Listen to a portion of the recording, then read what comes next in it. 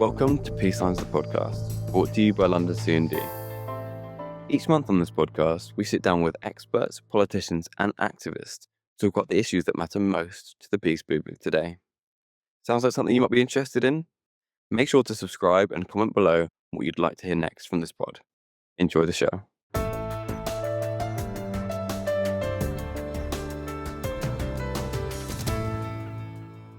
Welcome to the latest London C&D podcast, everyone. Thanks for joining us.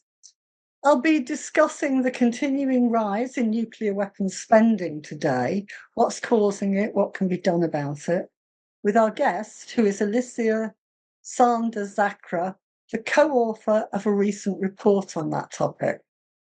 Alicia is head of policy at ICAN, the International Campaign Against Nuclear Weapons. That's a coalition of organisations. It includes C&D in Britain, and it was set up to campaign for the adoption of the UN Treaty on the Prohibition of Nuclear Weapons, which came into force in January 2021.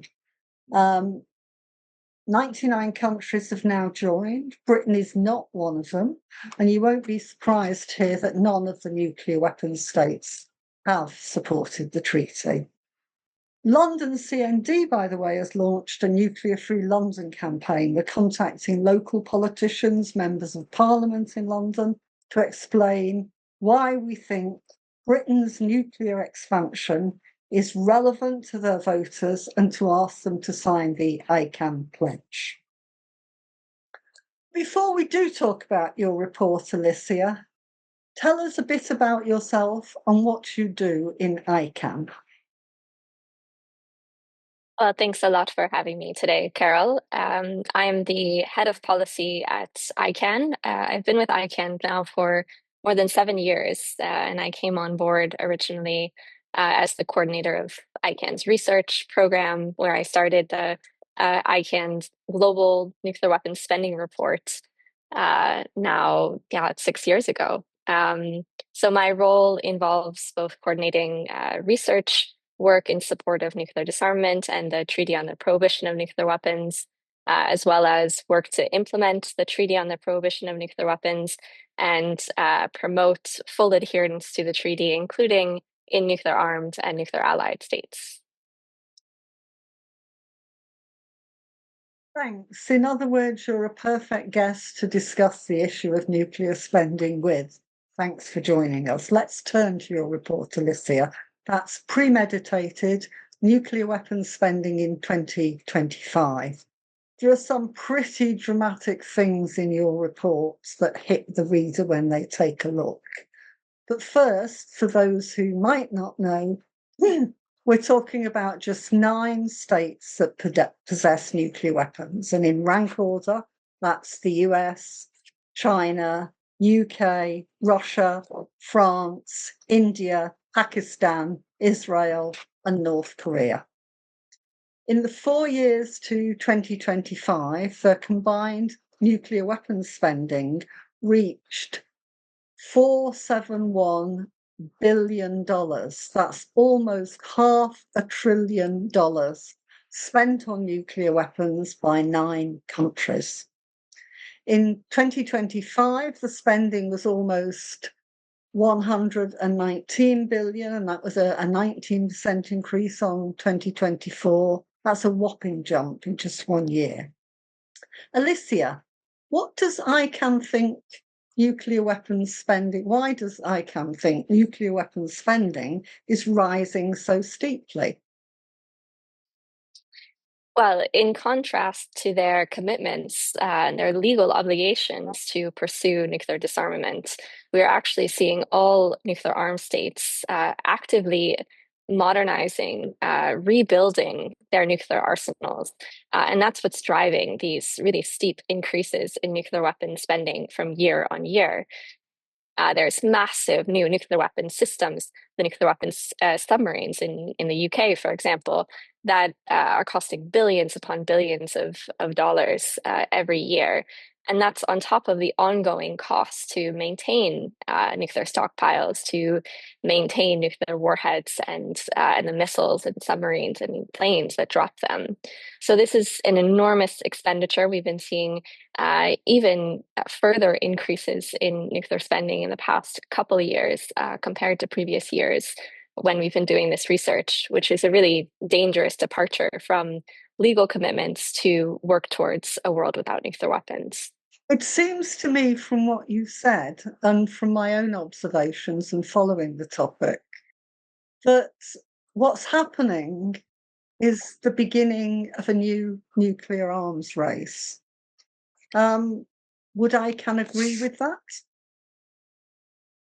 I would certainly agree with that assessment. We're seeing increases, as I mentioned, not only to rebuild nuclear weapon systems in the US to expand the production of the core of nuclear weapons, of plutonium pits, but also new commitments to actually increase the number of nuclear warheads. For example, in France, in the UK, a recent decision to no longer commit to the same cap that was previously on nuclear arsenals. So this is unfortunately happening around the world and does signal a new and dangerous arms race, both in terms of the number of nuclear warheads and certainly the sophistication, how lethal these weapons are. The follow-up to that would be another aspect of your report that I want to highlight, which is that you point out that global security continues to deteriorate. I think it's getting so bad here in Europe that most of our audience will not even need an explanation of that. What do you think that this says about the effectiveness of military spending overall and nuclear spending in particular? I think that's absolutely the right question to ask. This is what the public demands to know from policymakers. Year on year, more and more is spent on nuclear weapons. And when you look at the numbers, NATO nuclear armed countries are actually outspending Russia by nearly 10 times on their nuclear weapons. And yet, of course, you still have a security situation that doesn't seem quite stable. So if nuclear spending were the answer to this, then clearly outspending a foe by so much on nuclear weapons would have solved it. But clearly it hasn't. So simply spending more and more on weapons of mass destruction can't be the answer to any security problems. Yeah, absolutely right. Another thing about global nuclear spending jumped out at me when I first read the report. We're all familiar with the fact that the US leads the pack. It's done that for about 50 years, and the picture is broadly the same for non-nuclear military spending. But your report makes clear that the US spends more on nukes than the total nuclear spending of all the other 8 countries together. What do you think that tells us about the United States?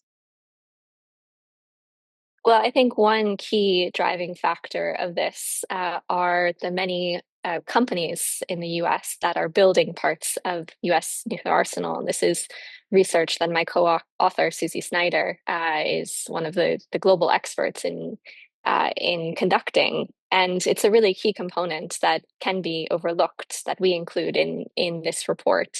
So in the US, you have 19 companies that are building different parts of the US nuclear arsenal.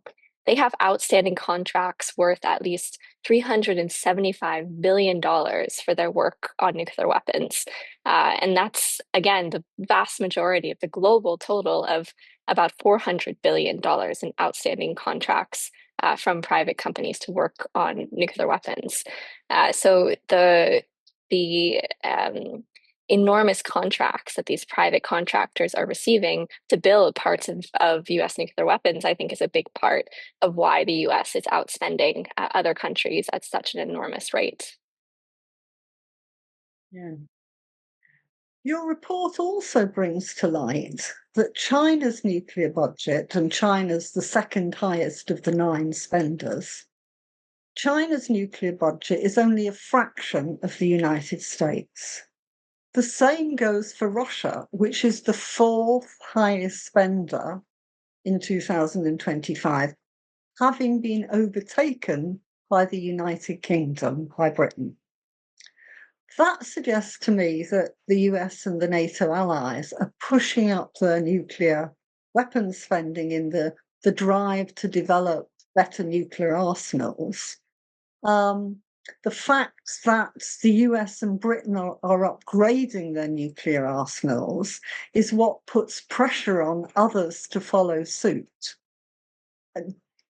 What do you think of that? Do you think there is a proliferation element that the figures account for? I think it's clear that all of these countries that are spending more and more each year on building their nuclear arsenals are sending a clear message that they consider that nuclear weapons are acceptable. They are tools of statecraft in the modern era, and that they are spending on these weapons actually provides somehow peace and security for their populations. This is a very dangerous argument, of course, given that there are luckily only 9 countries that possess nuclear weapons. Almost every other country in the world has decided that nuclear weapons are not a good security strategy. But as long as you have countries from China to Russia to the US to the UK who insist that it is perfectly legal and acceptable for them to spend billions of dollars every year on weapons of mass destruction, that norm against nuclear weapons possession and nuclear use can only be eroded. So it's incredibly dangerous behavior and needs to be widely condemned by the global majority that do not support nuclear weapons. Yeah, I would certainly agree with that. And rather than nukes being a deterrent, which is the main arguments that the nuclear weapons states themselves use, the race to the top is encouraging proliferation by others. And for my mind, what that means is when you're in a situation of war or conflict, Ukraine, Iran, etc., a lot of examples across the world, then where nuclear weapons are involved, and they are in both those examples, the US and Israel are nuclear weapons states. Russia is a nuclear weapons state. The US is a nuclear weapons state. Where nuclear weapons states are involved, there is a possibility for misreading people's intention, one's opponent's intention, the possibility for an accidental nuclear explosion. There are the dangers of the actual use of nuclear weapons in a conflict situation is greatly expanded. Absolutely. And I think, again, looking to, the very tragic recent history of wars conducted by nuclear armed states, by Russia and by Israel, for example, and the US, we see that nuclear weapons don't have this power that they're, supposed to have under deterrence theory. They don't magically protect countries from any attacks, and rather as you have raised, they raise the risk of nuclear annihilation whenever there's any other conflict. So I think that the current history is really challenging this theory of nuclear deterrence. And even those who support that theory have been recently calling it out and pointing that it's not as secure as they might have once thought. Yeah, absolutely. Can we turn now to Britain? The first thing that struck me about your report was the calculation that the UK Ministry of Defence devotes around 14% of its overall budget to nuclear. And believe it or not, that's not a figure that's easily found amongst official UK statistics. So first of all, thank you, ICAN, for highlighting it. As you know, Alicia, as well as spending a huge amount on replacing the current Vanguard class nuclear submarine fleets with a new dreadnought class and developing a new nuclear warhead that will fit on both of those. Britain is also expanding its nuclear capabilities. The US B-61-12's nuclear bombs will be stationed at RAF Lakenheath. We think there's already evidence that they've arrived. And the government is committed to purchasing 12 F-35As, fighter jets, which are nuclear capable. It will be using those to give the Royal Air Force a nuclear role as part of NATO's European nuclear force. And the first off cost of that is almost £1 billion. I think that's around 70 or 80 billion dollars. I'm not so good at translating from one to the other. So it seems to me that's going to bump up Britain's nuclear spending, not just for a few years, but well into the future. Nuclear weapons program, as your report points out, actually go on for tens or more decades. And we know, of course, as you've just pointed out, that what that's doing is lining pockets of the arms manufacturers. But it's also doing something else, which your report touches on, and that is taking spending away from other possible government projects. Do you want to say a few words about that for us?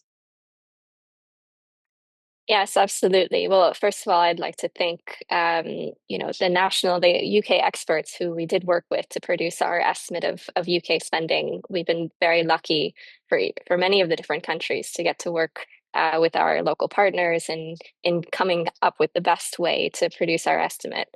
But it's true, it's quite difficult to find these numbers in the public documents. They are out there, but it requires a bit of sleuthing and some math to kind of pull together our estimate, which we use the estimate for the defense nuclear expenditure, subtracting reported annual costs for the nuclear powered submarines that are conventionally armed, that are part of that overall figure.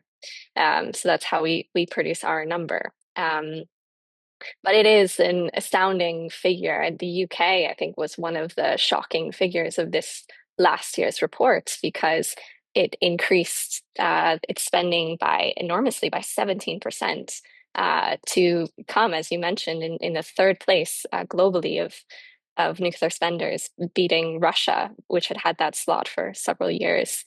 And this is a huge expenditure. As you rightly pointed out, it's likely only to increase.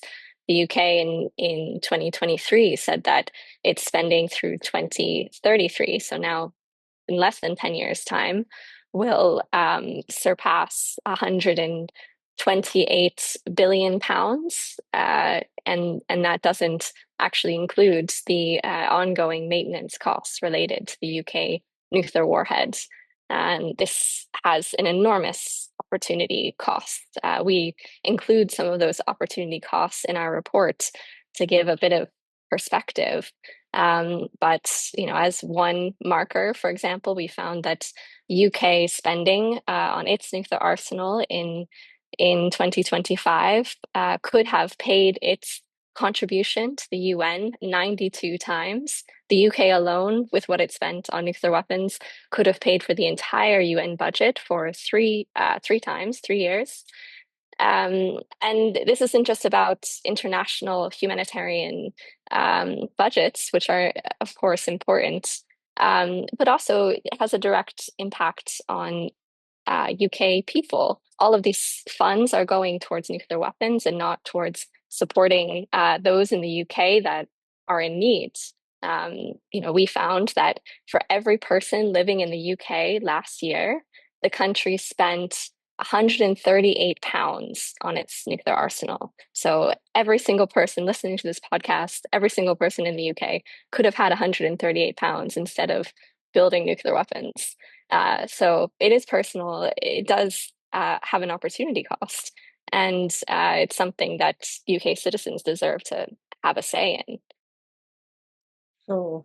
And something that's close to everyone's heart in the United Kingdom, if the money wasn't spent on nuclear, it could be spent on social projects and productive investment, building houses, schools, hospitals, etc.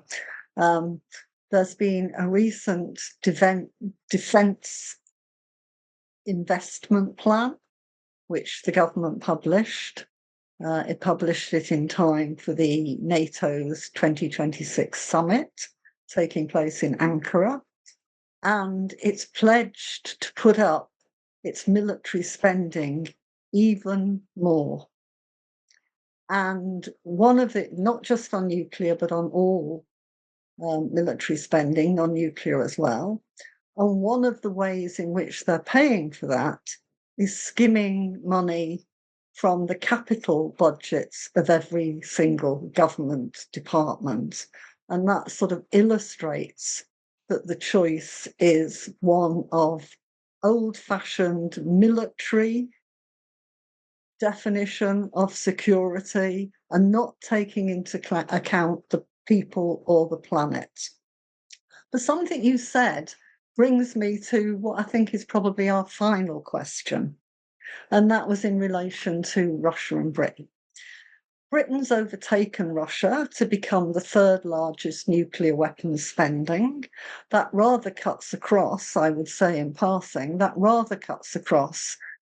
UK government's propaganda that the nuclear danger comes from Russia.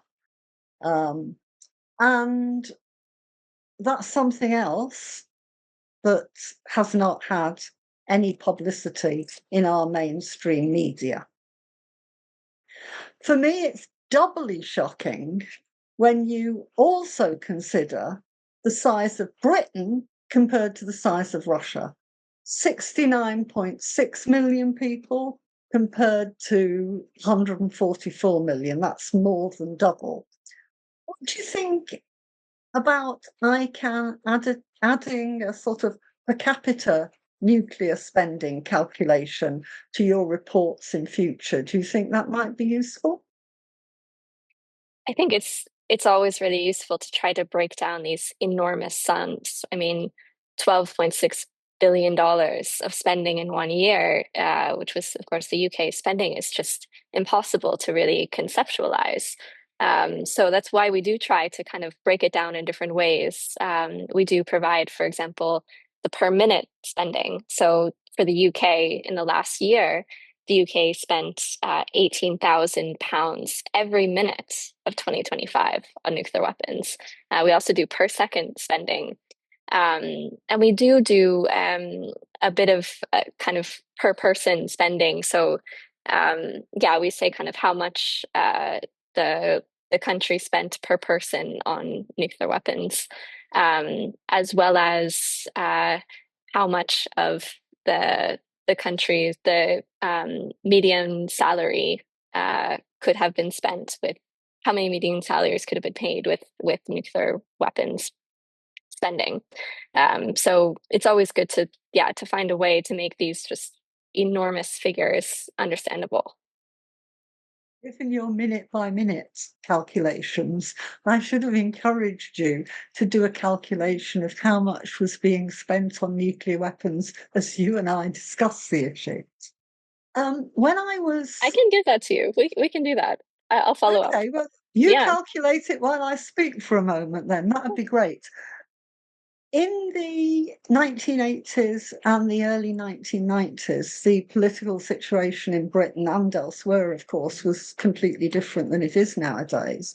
One of the big issues in Britain was the arrival of US nuclear missiles, cruise missiles at Greenham Common, and I'm sure everyone of that age group can remember the campaign of the Greenham women who camped there to protest. One of the things I did, I was part of a caucus within CND, which was a caucus of Labour Party members. And one of the things I did with colleagues in Labour CND was to do an annual calculation of per capita GDP spending. And that's what I was referring to just now. In those days, the trade unions and the Labour Party membership, local Labour parties who participated in conference, consistently voted to cut military spending. I appreciate that times are different, but it would be, I think my point is, if we work out how much of our GDP we're spending, not just compared to US, Russia, etc., China, etc., but how much we're spending compared to the proportion per person that the US, Russia, China, etc. spends on theirs. I think that's also a sort of dramatic way of describing things. Okay, well, it's time to wrap up. Thank you very much indeed for joining us. It's been really informative. We're particularly pleased that you've joined us on such a hot and sweaty day, a humid day in Geneva as well as in London. Thanks very much. Thank you to all your colleagues, and I hope we'll be in touch again in future to update on the sort of discussion that we've been having today. Alicia Sanders-Zakre from ICAN, thank you for being with London CND today. Thank you for having me.